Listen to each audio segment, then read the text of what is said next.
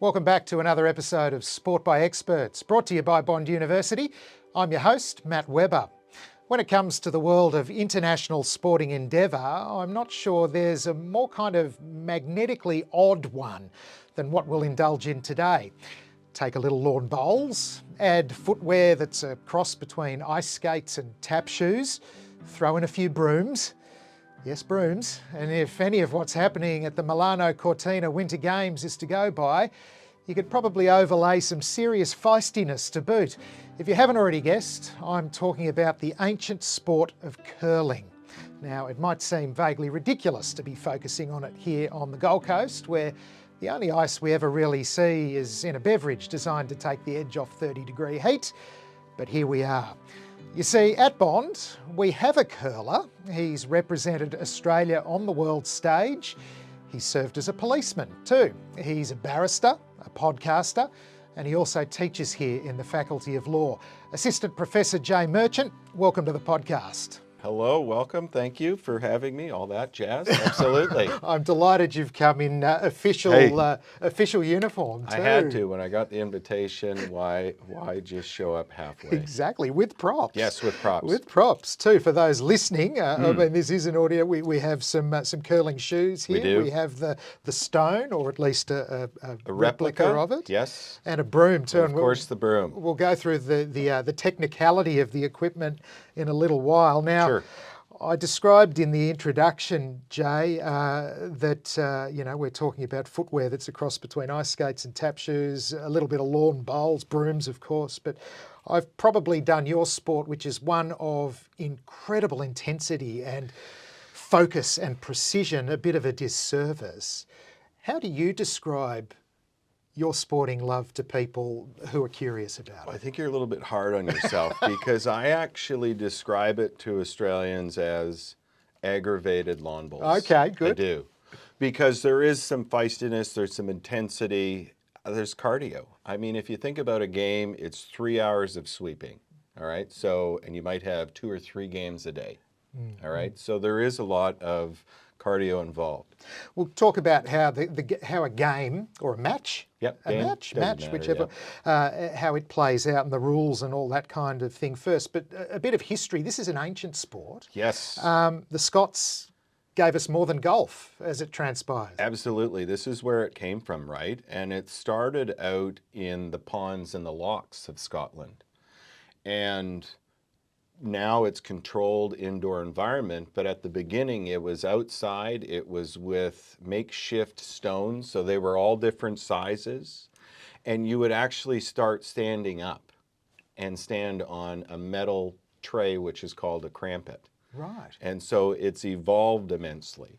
But I will say this for our friends across the pond in New Zealand, they still do outside curling. Oh, do they just? Yeah.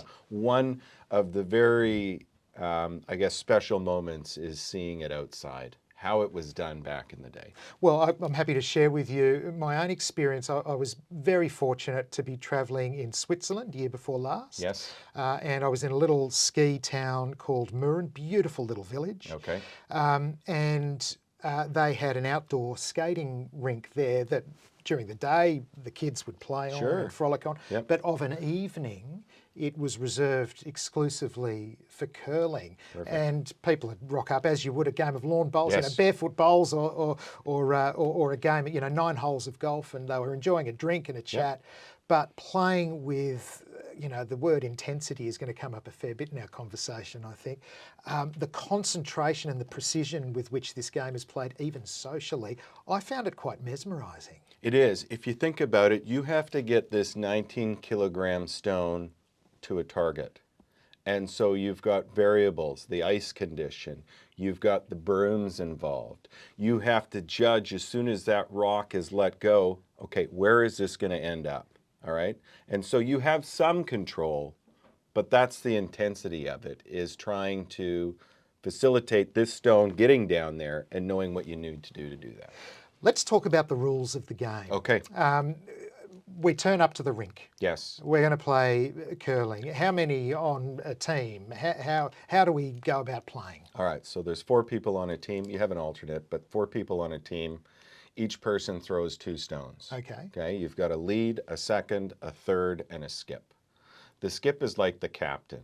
They call the shots. There's the strategy behind it, you know.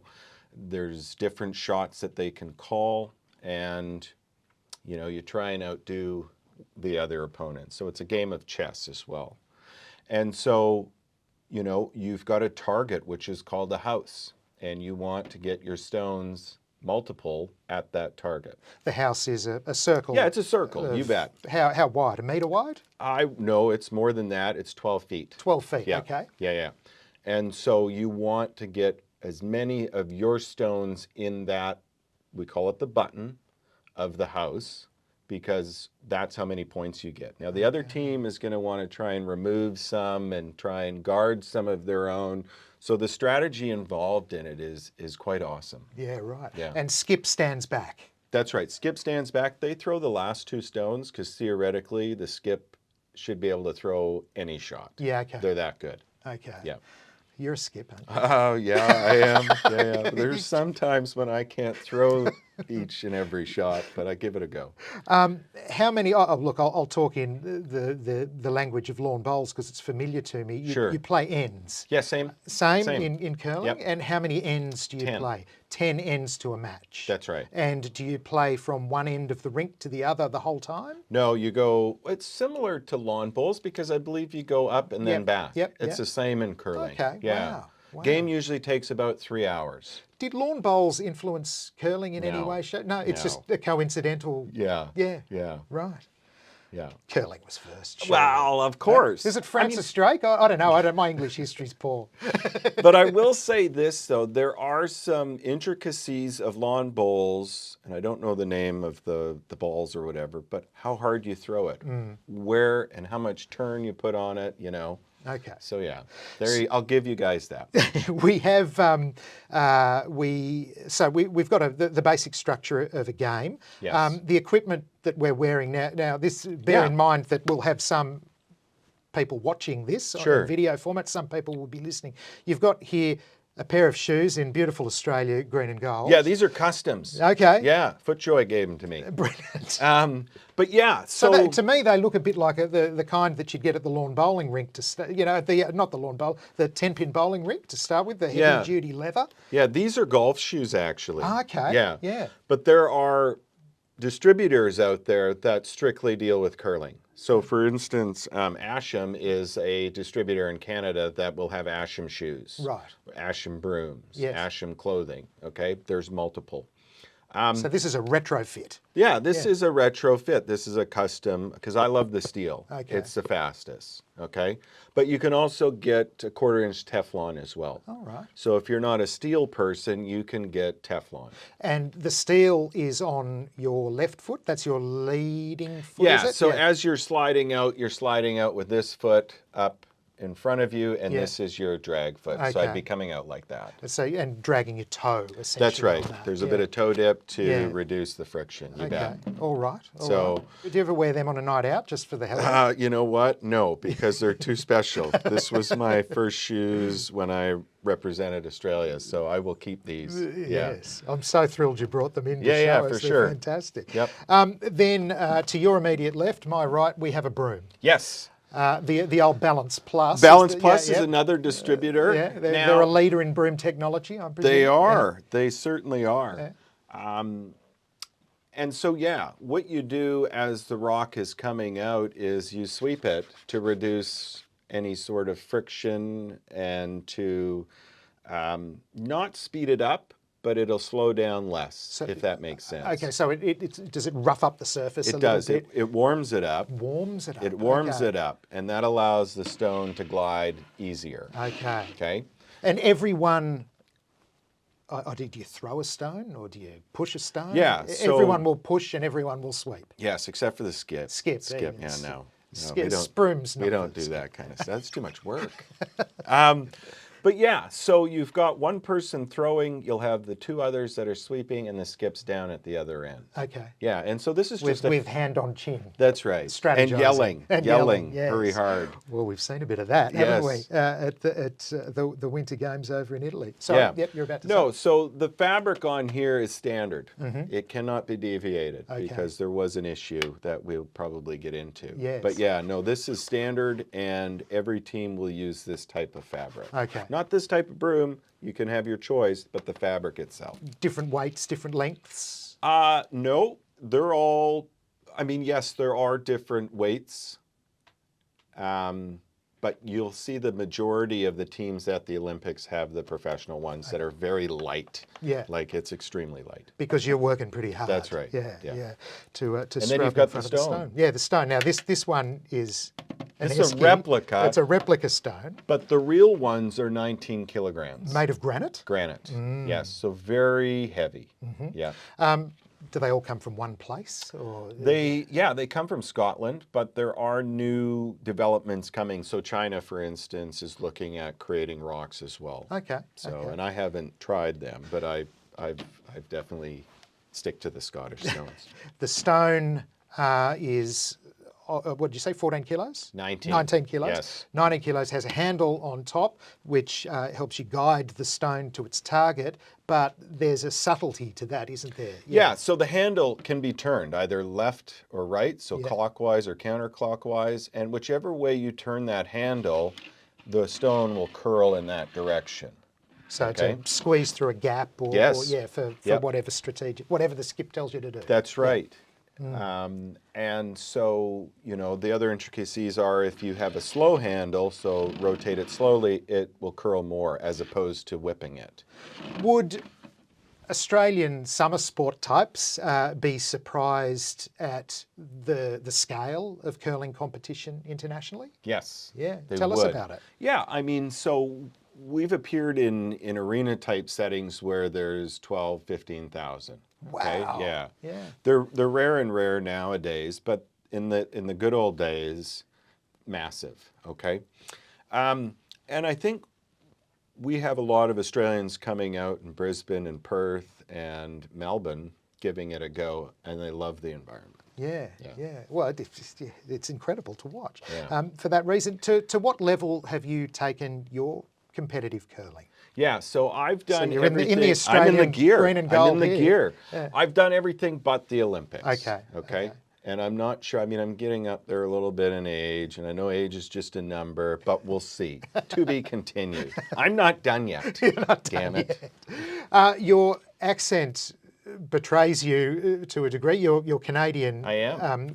Originally, you now live in Australia. I do. But it was curling that brought you to Australia. Tell us that story. Yeah, so I started out in Australia. I mean, I come from a small town, town of Coronation in Alberta, Canada, where as soon as you're born, you grab a broom and you get to the rink.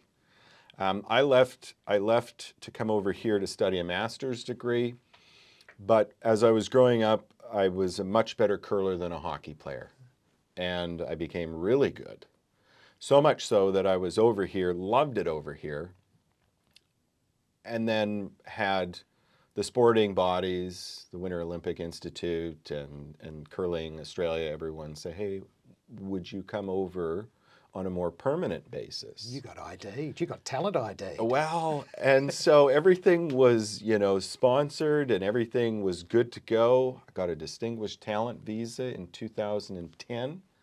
Permanent residency, 8 days. Wow. That was a record. And for curling. All because you were good at curling. Yeah. So, hey, I took it. I still sound Canadian, but I've been here since 2010, and I love it. And we're grateful for it. When you were in Canada, Yes. you were a policeman. No. Was that after? That was after. Okay. So I was in oil and gas. Aha. Yes. And then moved here, studied the law degree from 2010 to 2012, joined the police service. Right. What motivated that? I felt like if I wanted to be in criminal law, knowing what the police did from a first-hand basis would be a good avenue. Yeah, okay. And it was. Yeah. I saw a lot of stuff out there. You did. Yeah. So much so that you eventually left it. I did. And went to the bar. You're a did. barrister. Yes, I am a barrister. So I prosecute and I defend. And so I play both sides. And certainly, yeah, I enjoy the balance. Yeah. Yeah. We'll come back to that Sure. in a minute, but Yeah. I'm not finished. I'm not done with All curling right. yet. I'm not done with Good. curling because there's much to discuss. Good. The sport has definitely been thrust into the headlines Yes. this week, and not just because it's part of the Winter Games over in Italy, but Yes. well, your countrymen countryman, I should say, has been involved. That's been variously referred to as the touch of God and other things, but the double touch on the stone Yes. by a Canadian competitor. The Swedish opposition didn't like this. There was a war of words. There were F-bombs flying. Now, you've got a personal connection to one of the people involved here, don't you? I do. So Marc Kennedy is who you're talking about, and we're the same age. So Yes. I grew up playing against him from a young age until I left Canada, and sometimes on the international, we'll meet up. A very good curler, but ran into some problems at the Olympics. So I'll give you the rundown. Yeah, do. All right. With the handle of the stone, you need to release it before the hog line. It's the green line. That's the that you green see, line or red line or blue line. Okay. Yep. And so what allegedly happened is Marc put the stone in a curling motion, and then as the stone kept moving forward, gave it a little bit of a nudge on the granite. Just a little tickle. Just a little bit of a tickle on the granite. Now, you can't do that. Okay? Mark, yes. You can't do it. No, And I Mark. will say that 99% of the curlers would have done it at some point in their career. Yes, I have. Yeah. But the issue was his response. Yes. So let me take you. He does that. Sweden calls him out on it. He erupts. And it was massive. The F-bombs around the world. All right? Sweden does what I consider one of the most epic examples of cross-examination. They impeach him. All right? Tying this back into the law. Yeah. They call him on it. He said he's never done that. Yeah. And so Oscar Eriksson asks the question again. You said you've never done that? No, I've never done that. Bleep you, bleep you. Yeah. All right? Little did Marc know that they were being filmed. So this is where it's problematic for Marc. His response, then the footage is released, and what do you see on the footage? The little tickle at the end. Yeah. All right? And so since then, he has been vilified. Probably should have dealt with it differently. I know, if somebody's made an allegation against me, my response will be, yep, sorry about that. It would have been done. Not for Marc. It's still going. And Is he something of a curling firebrand, Mark? Look, growing up, I've seen Marc intense. I haven't seen it in years. But certainly he brought out his feistiness. Is there an element of entrapment Well, in terms of the Swedes filming from certain angles? Well, there is that component, right? It's an Olympic event. World Curling runs it. They also have rights to filming and such. And so the question now has become, all right, let's set aside Marc's display on the ice. How did the footage come about? Who procured it? And is that something that's within the rules itself?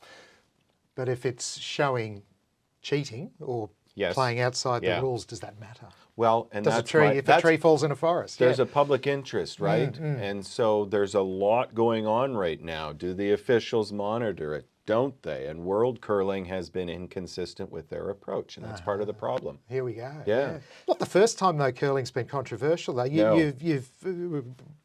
This is a perfectly good example of when a sport touches on controversial matters. But Broomgate. Yeah. This was quite a story. Podcasts were Yes. recorded over this. People using brooms in the wrong kind of way, the wrong kind of things. Yes. Talk us through it because it's Yeah. not without its complications. No. So before the rule change, you were allowed to use pretty much whatever broom you wanted. You could use horsehair, you could use hog hair, you could use any type of fabric, all You'd right? turn up with your garden broom if you Well, wanted to. I don't know about that, but, you know, pretty much. Yeah, okay. All right? What they found, though, was that some of the fabrics would actually manipulate the rock beyond what it was supposed to do. So, an instant curl or an instant fall. Oh, okay. And that's not normal. Yeah. Okay? Outside. Outside, Yeah. that's right. And so you would have teams that would be able to steer the stone down. And so the authenticity of the shot making was on who had the better fabric. Oh, okay. And that was the problem. And so finally, the players just erupted and said, this is crazy. Very similar to Mark and Touching, they said, that broom is illegal. So who were the allegations levelled at specifically? Who was, inverted commas, cheating? Oh, the majority. I would say okay. 90 plus teams. Right. Yeah, would have that fabric. So who was bleating about it? Who was The teams that lost.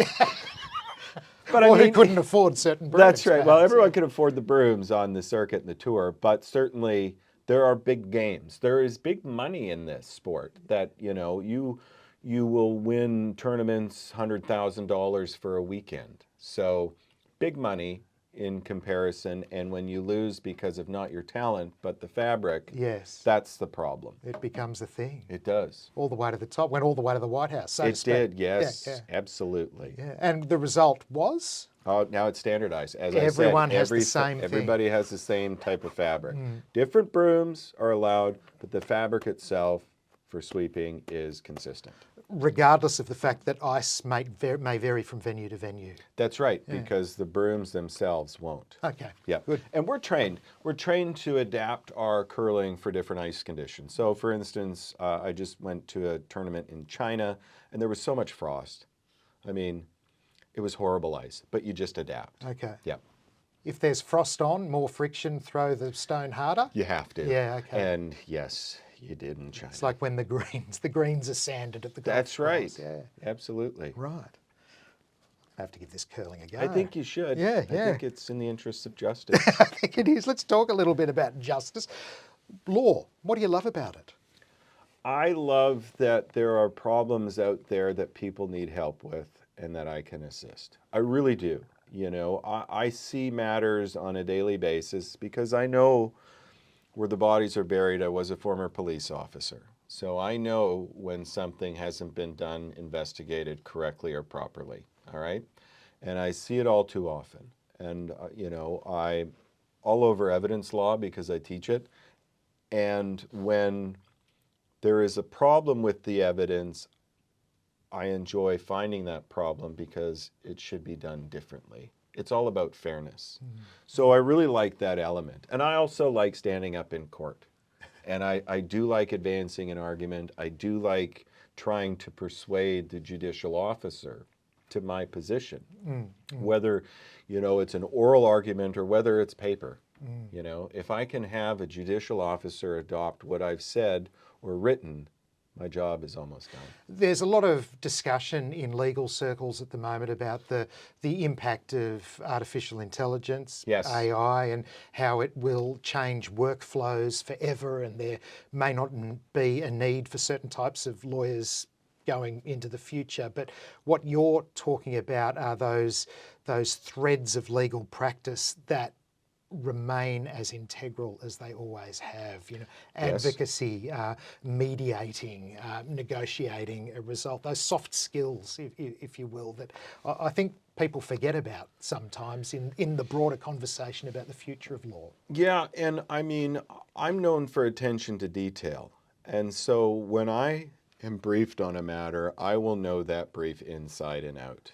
And I'm not certain and confident in artificial intelligence on that front. I mean, it'll still hallucinate. And so I don't trust artificial intelligence for any of my work. I might get it to look at a case and pull out key concepts, but I'll be asking for pinpointed references so that I can make sure that it's accurate. All right? Because what we're seeing in court now, and this is global, not just Australia, Canada, and the United States, is that courts are relying on hallucinations. And it's a miscarriage of justice if it's not caught. Tell us about your podcast, Justice Matters. You do it with a fellow Bond academic, Liz Green. Yeah, so look, we do an episode every Monday, and podcasting isn't something that I thought I would be interested in. And so after the first episode, I was hooked. I'm like, let's get into the issues. And so it's nice because I can develop my own topics. I've got creative control over my episodes, and so does Liz. And so sometimes we battle it out. We sure do. You duke it. We duke it out. I mean, I don't tell her to Canada, Sweden it. Yeah, I know. I don't tell her to bleep off, but I will tell her when I think, and Yes. she does likewise with me. And so we've got that chemistry where we can hash it out and still smile at the end of the day. But we go through real issues, the ones that are topical in the headlines. They could be international, they could be local. So we don't discriminate on that front. Which legal topics resonate with listeners at the moment? Right now, probably consent in sexual related matters. Also, circumstantial evidence. So the mushroom killer type matter, that's circumstantial. And, the high profile ones, Kevin Spacey and the allegations against him, the presumption of innocence, does it exist when you've had an allegation made against you? Those sorts of things. Does it? Oh, I don't think so. And my submission is that once somebody has made an allegation against you, it doesn't go away. Have we become careless in this regard in the way assumptions filter out through social media, through the mainstream media? Is there a carelessness in play in society that is belittling a standard that's necessary? I think so. If you look at some of the people, and I mean the Weinsteins out there should have been charged. The allegations, the online social media stuff, great. But there's a heavy influence on jury trials when that happens, okay? Allegations themselves are not elements of an offense. There needs to be evidence. And my biggest qualm right now is that so many of these cases are lacking in evidence, and yet they're still proceeding. There's commencement of proceedings. And I'd like to see a bit more triage on that, because allegations matter. They have a long-lasting impact. Consequences are Yes, significant. consequences, yep. To finish on, Sure. Teaching here at Bond, I mean, there's plenty of feathers to your bow. There's the sporting, there's the advocacy work you do as a barrister. Teaching too. What do you enjoy about that? I love it. I actually, and I haven't told too many people about this, but for me it's therapeutic, and I'll tell you why. When you deal with the law that I do in crime, domestic violence, it's not a nice law. We're not talking about a shop steal at Aldi. It's not nice. And so when I step into a classroom, I don't think about any of that. I don't think about the murders, the rapes, and the serious crimes. I'm into the material. And for me, it's therapeutic. Yeah. So I really love it. Yeah. I love working through problems with students. Cases drop on a daily basis. I'll pluck them out and we're going to apply them that week. And so that's exciting for me. And if I can have a student that has a laugh along the way and learn something and apply it, hey, that's pretty good. It's been lovely chatting to you, Jay. Thanks for joining us. Thank you.